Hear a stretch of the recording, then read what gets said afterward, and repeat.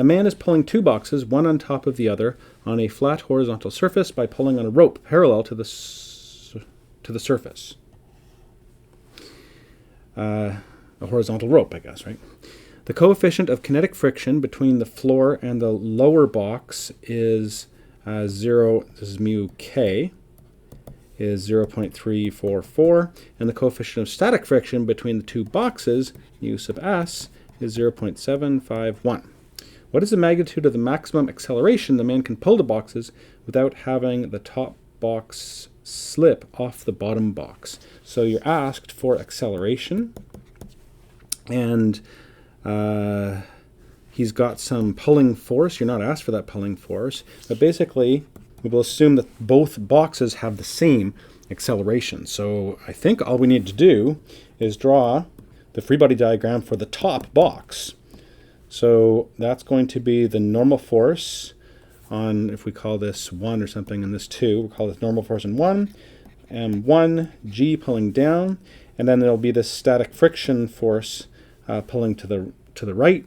We're finding maximum acceleration, so set the box to be just about to slip when mu sub s times n1 is that friction force.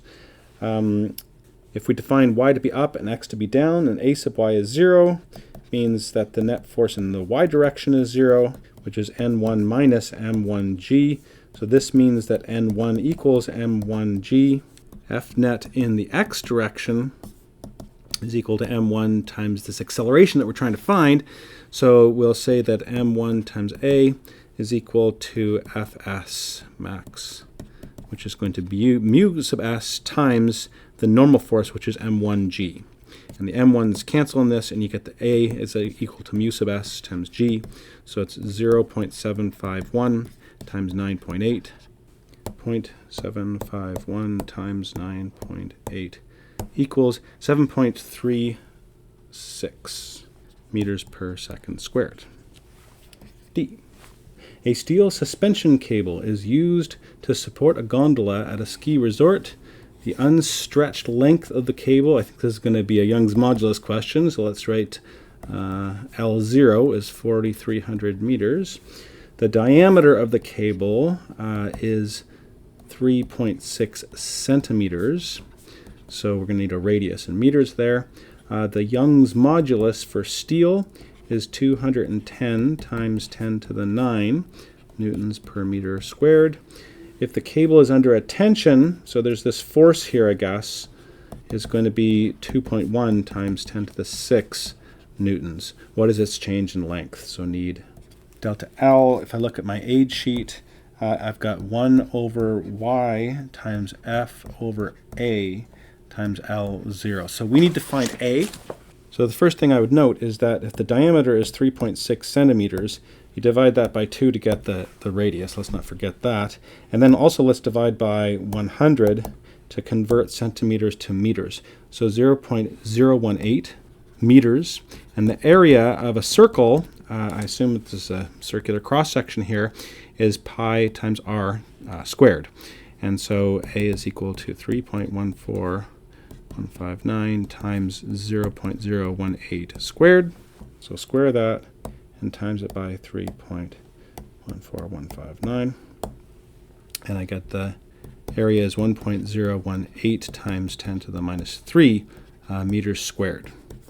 And so delta L is just going to be 1 over 210 times 10 to the 9 times the force here is 2.1 times 10 to the 6. The length is 4,300, and then divide it by the area, which is 1.018 times 10 to the minus 3.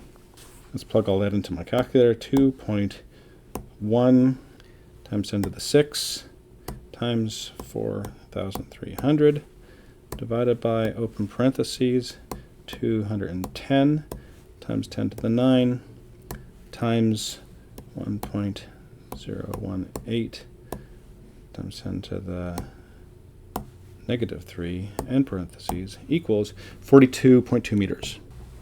That's closest to E. An empty box is on an incline and it doesn't slip. What happens if you steadily add rocks to the box, increasing its mass but keeping the same surface in contact with the same incline. So this has got some mu sub s, and it's got some angle theta. And we found that the maximum angle theta before it starts to slip depends on mu sub s. So if it's not slipping, it doesn't matter. Changing the mass does not change the slip angle. So if it doesn't slip with a small mass, it's going to not slip with a larger mass.